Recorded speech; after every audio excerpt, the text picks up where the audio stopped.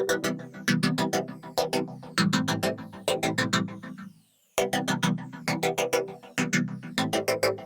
there's a certain type of culture that this kind of mental energetic virus or mindset wishes to move towards, which as you can see is a form of social management. The trick that this disease or this influence did was it gave humanity its mind.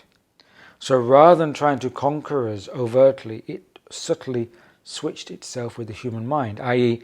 the thinking patterns, the consciousness, the view of the world, which we think exists in our head, actually we receive from external influences. And if this virus is in the collective field, then we actually start to think in the same way of this as this negative influence. And that again is one that runs on fear. The virus has a fear of being found out, because once you know something is there, you're more aware of it.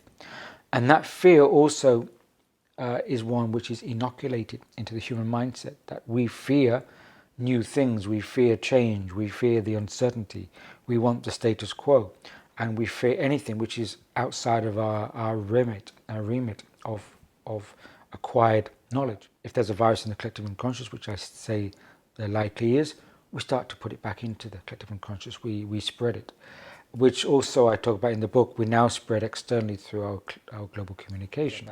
Healing the wounded mind is about recognizing that we have maybe an unbalanced or traumatic mindset, and we have to heal that, also individually and collectively, which is why we're going through a collective upheaval transition as well as individually in many of our lives. We're getting ahead of ourselves materially, but we haven't had the same revolution or advancement inwardly in our consciousness. We've not had the conscious evolution that on a par with material evolution.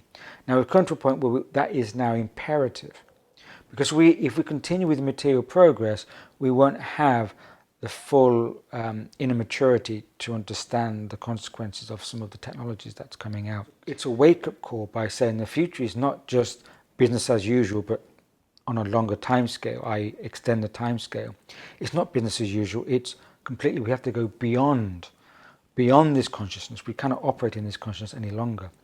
And so we have to go beyond the virus. By doing that, our solution is also the solution for the future evolution of the human race.